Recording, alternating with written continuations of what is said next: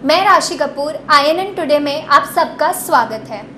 बढ़ेंगे आज की सुपरफास्ट टॉप 9 खबरों के साथ।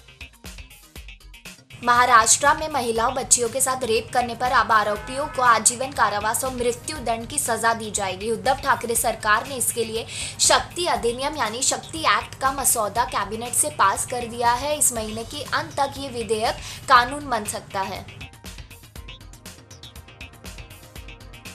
पश्चिम बंगाल दौरे पर गए भाजपा के राष्ट्रीय अध्यक्ष JP नड्डा के काफिले पर गुरुवार को तृणमूल समर्थकों ने पथराव कर दिया। वे कोलकाता से 24 परगना जिले के डायमंड हार्बर शहर जा रहे प्रदर्शनकारियों ने रास्ता रोकने की कोशिश भी की।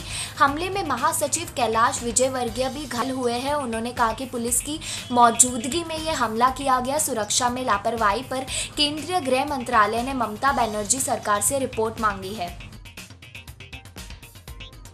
प्रधानमंत्री नरेंद्र मोदी ने गुरुवार को संसद भवन की नई बिल्डिंग का भूमि पूजन किया। उन्होंने कहा कि पुराने संसद भवन ने आज़ादी के बाद के भारत की आवश्यकताओं को पूरा करने के लिए काम किया और नया संसद भवन 21वीं सदी की आकांक्षाओं को पूरा करने का माध्यम बनेगा। इसमें सांसदों की कार्य क्षमता बढ़ेगी और वर्क कल्चर के आधुनिक तौर तरीके शामिल होंगे। उन्होंने कहा कि भारत में लोकतंत्र जीवन का मंत्र भी है और व्यवस्था का तंत्र भी है। कृषि कानूनों के विरोध में दिल्ली में कर रहे प्रदर्शन किसानों को मनाने के लिए 6 राउंड बातचीत के बाद सरकार की लिखित कोशिश भी बुधवार को नाकाम हो गई।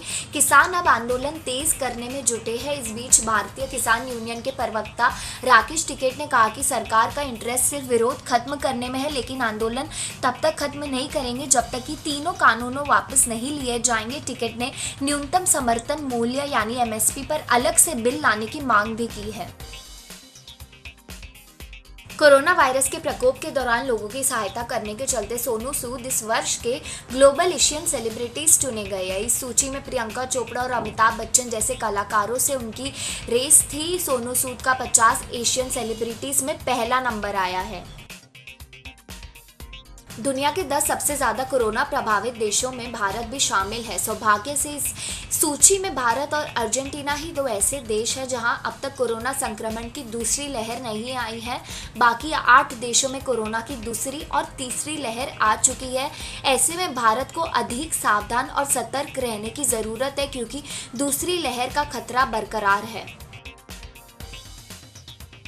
झारखंड के दुमका जिले में एक महिला से 17 लोगों द्वारा कथित रूप से रेप करने का मामला सामने आया है। इस मामले पर राष्ट्रीय महिला आयोग ने गंभीर चिंता व्यक्त की है और राज्य के पुलिस महानिदेशक को चिट्ठी लिखी है। राष्ट्रीय महिला आयोग ने गुरुवार को झारखंड के DGP से इस मामले में 2 महीने के भीतर जांच पूरी करने के लिए कहा है। मौसम विभाग ने उत्तराखंड में अगले 5 दिनों के लिए येलो अलर्ट जारी किया है। 13 दिसंबर तक राज्य के अलग अलग जिलों में बर्फबारी और बारिश के साथ ओलावृष्टि, आकाशीय बिजली गिरने की आशंका जताई है। मौसम विभाग के मुताबिक 12 और 13 दिसंबर को गढ़वाल क्षेत्र में ओलावृष्टि, हिमपात और आकाशीय बिजली गिरने का अनुमान है। मध्य प्रदेश के छतरपुर जिले से बेहद शर्मनाक मामला सामने आया है। वहां 2 युवकों पर आरोप लगा है कि उन्होंने एक दलित युवक को सिर्फ इसलिए पीट कर मार डाला क्योंकि उसने उनके खाने को गलती से छू लिया था। वारदात को अंजाम देकर आरोपी फरार हो गए हैं। पुलिस उनकी तलाश कर रही है। खबरों का सिलसिला जारी रहेगा। जय Hind. For more details please subscribe to our channel and hit the bell icon for latest updates.